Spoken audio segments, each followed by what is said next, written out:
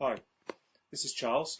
I've been asked to speak about Pureo, or the form of OCD or anxiety disorder that causes people to have aggressive, sexual, or inappropriate thoughts of any kind. Now, obviously, obsessive compulsive disorder is what it says it is. It's obsessive, it causes compulsions, and it's a disorder. I dislike the term disorder because the term disorder tends to suggest that people are ill. People with anxiety disorder, OCD, phobias, agoraphobia, panic disorder, they're not actually ill. They have a condition which is caused by inappropriate levels of anxiety. So in other words, the anxiety response gets switched on and doesn't get switched off again. It gets reset at a higher level, benchmark level of anxiety. Now, with Pureo, which isn't a form of OCD, by the way, and OCD isn't what you might think it was either. What it is, when people have high levels of anxiety, the brain and body prepare for action in the flight or fight response. And the flight or fight response causes the body to prepare itself physically for either fighting or fleeing a potential threat. So the muscles become primed, the cardiovascular system, the digestive system slows down. All sorts of changes happen that cause all of the symptoms that you'd associate with anxiety and panic. But with what happens in the subconscious mind is the body again is preparing for action. Now the way it does this is to ask lots of risk assessment questions. Now you may have heard this being referred to as what if questions. Now what if questions are questions which look at the most outlandish ultimate consequence of the situation you're in. So it searches into the depths of your creativity to try and make a risk assessment about what might happen. Now, under normal situations, for example, if you're driving along in a car and you turn a corner and you're on your own, it's night time, and you turn the corner and you see a car upside down on the road and there are two people strapped into it and smoke coming from it. You jump out of your car and you're immediately in the flight or fight response, which is appropriate because there's obviously a potential danger there to you and to the other people. Now at that point, your body springs into the flight or fight response and starts priming your body for action. So it makes your muscles stronger, it makes you lighter, it does all the things that need to happen in order to make you more efficient at either fighting or fleeing from the potential threat. But your brain starts asking questions. It has to do a risk assessment. And that risk assessment works by saying, what if I do this? What if I do this action and the car blows up? What if I get a stick and break the window and drag the people out? What if there's petrol leaking and it sets fire? Now, this is happening at incredible speed in your subconscious, and your subconscious mind has just gone into absolute overload, gathering information from all of your through your nervous system, through your senses, your eyes, your ears, your nose, your mouth, your skin. It's making an assessment of the situation, and all the time, all of your sensory organs are feeding back to your subconscious mind, so that a sensible decision can be made very, very quickly about what you're going to do. Now, you can see how sensible this is. You can see how, physiologically this makes so much sense. So you get to the point where you've made your risk assessment, you understand the situation, you've assessed the area to see if there's anything that can help you, or whether there's petrol leaking and all those sorts of things, and then you take the most appropriate reaction that your subconscious has made the decision to take. And at this point, your physical self comes into action. So if you've decided to pick up a log and break the window and drag the people out, that's what you do. And your adrenaline fuels the strength that you need, the agility you need, the speed, and everything else you need to carry out the decision that your subconscious mind has made. Now then, in anxiety disorder, clearly you have the same level of anxiety all the time. So you have inappropriate levels of anxiety. So inappropriate levels of adrenaline in your blood that are preparing your body for that situation.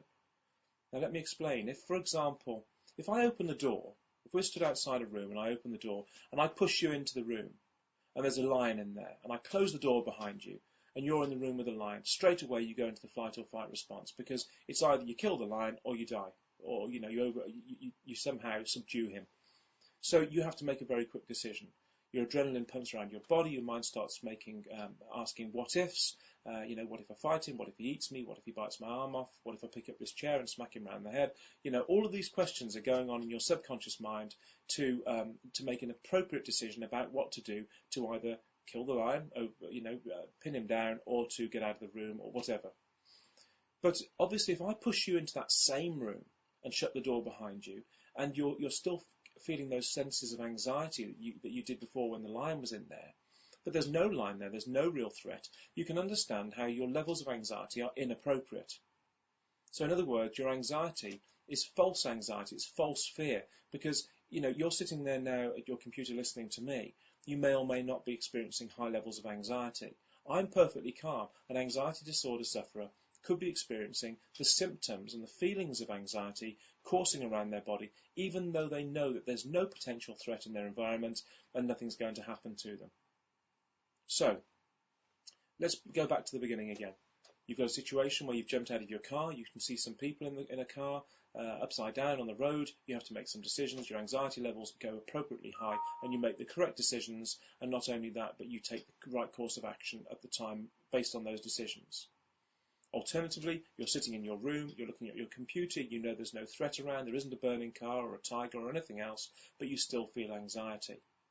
Now then, the anxiety that you're feeling now, sat at your computer, is inappropriate anxiety, but it's still having the same physical and psychological manifestations as it would if you were in that situation with the tiger or with the car.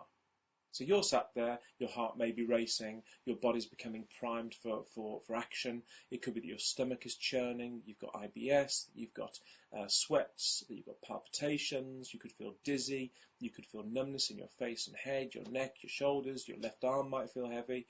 All the things that you associate with anxiety disorder might be happening to you right now, sat in front of your computer. But they're inappropriate things. So, you're in two situations, one's appropriate, one's inappropriate.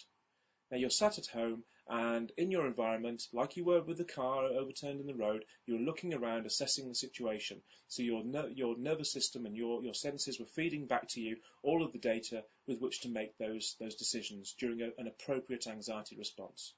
You've still got that anxiety response, but now you're sat at home in front of your computer. But your body is still primed and ready for action. There's still adrenaline in your bloodstream. But the other thing that's happening is that your mind is still looking for those what-ifs. It's still doing a risk assessment, but it's doing a risk assessment based on your environment. It's feeding back from your nervous system the things that you need to know about your environment to make a correct decision about how to react in the situation. But it's a non-threatening situation. You're sat there with your kids, you're sat there with your wife, your husband, you're sat there with relatives, you're at a party, you're at a wedding, but you still feel anxious. And all the time your brain is asking these what-if questions, doing these risk analyses. So what happens with them? Your senses pick up on things that are in your environment. You see the kids, and you get the thought, oh, what if I harm my kids? You see your wife, oh, gosh, imagine if I killed my wife. You're sat with a member of your family, even a male or somebody of the same sex, and you're thinking to yourself, what if I did this sexual thing with them? And you see it in your mind's eye. But you know consciously that you'd never do those things. They're so inappropriate and so against everything you believe. But then they disgust you and you don't want to discuss them with anybody. But it's all part of the flight or fight response. They're risk assessment thoughts. That's all they are. Now, what do you do about them? Well, clearly what you need to do is reduce your anxiety level. And that's what we do.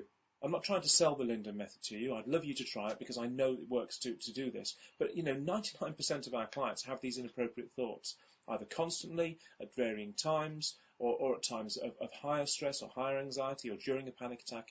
But without any fail, people have these thoughts. And this is not OCD, because OCD is obsessive compulsive disorder. These aren't obsessive thoughts. These are inappropriate thoughts based on the flight or fight response. Do you see how that makes sense? Now, I had these thoughts too, so I know about this, and I had them constantly for about 6 years. And I'd be stood next to somebody, a same-sex person, maybe a member of my family, and in my mind's eye I could see myself doing the most grotesque things to them, aggressive things, sexual things, and I was thinking, I must be going mad, this can't be right. That to have these thoughts is just overwhelming. But no, they were completely appropriate to the level of anxiety that I was experiencing.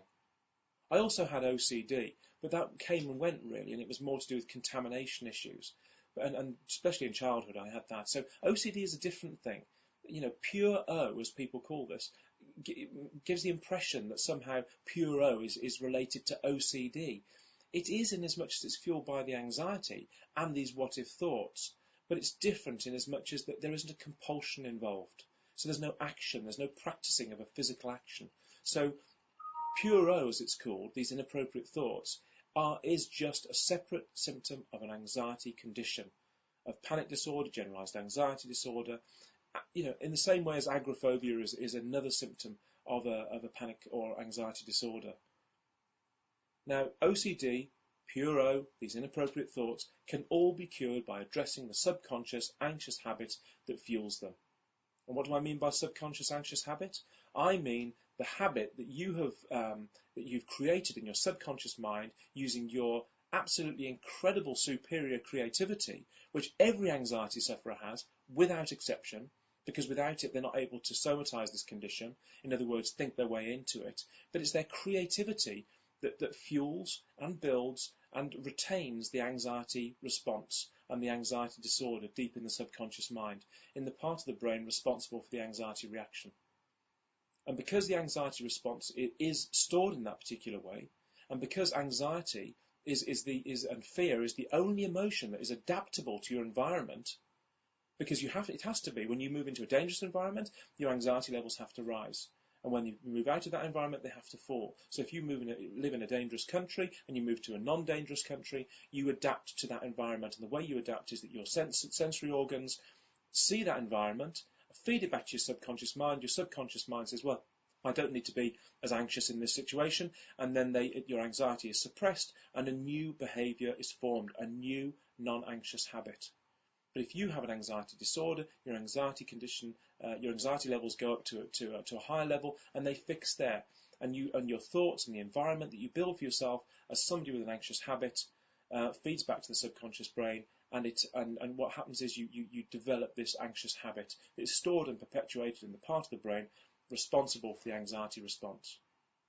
Does this all make? I hope this makes sense. I mean, I'm doing this very off the cuff because this has been requested by somebody who brought my attention to the fact that perhaps I ought to just tell you a little bit more about this situation.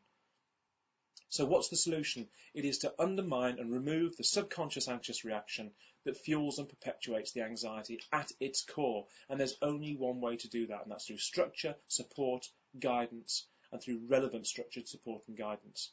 Support and guidance provided by people who know exactly what to do to teach you how to create an environment for change that will undermine and remove your anxiety disorder forever. It's the only way to do it. There is no drug that reaches this part of the brain. There may be a drug that reaches that part of the brain, but that can't selectively select the neural pathways of learning that are responsible for this habit, this behavior. There's just nothing that can do that.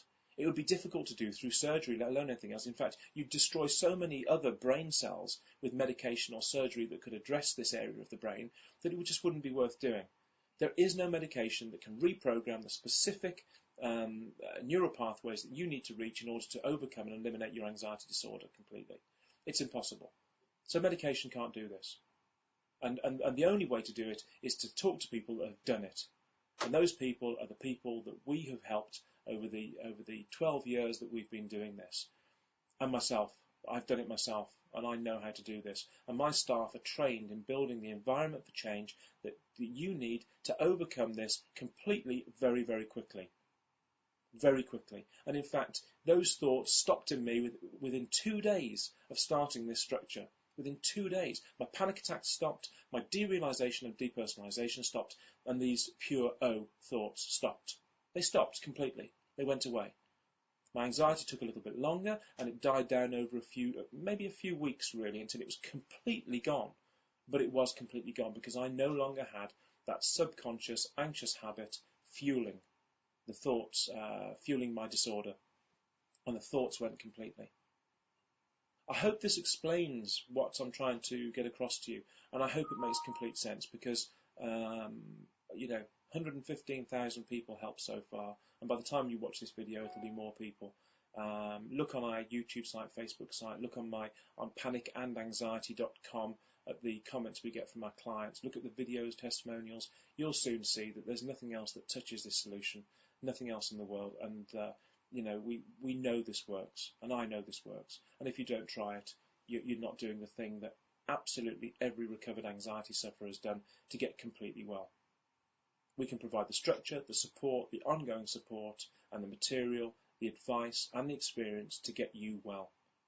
And hopefully you'll take us up on this. So I hope this has all made sense to you. If anybody wants me to do anything else, explain any element of this in more detail, or to do any other videos, please contact me through Facebook, YouTube, through the sites, through stopworry.com. But take a look at panicandanxiety.com, because it's slowly becoming a resource for videos like this one and information that will help you guys to understand that what we do at the Linden Centre really does work. Anyway, I'll say goodbye. I've waffled on enough, and I hope you've enjoyed or found something useful in this video. Take care.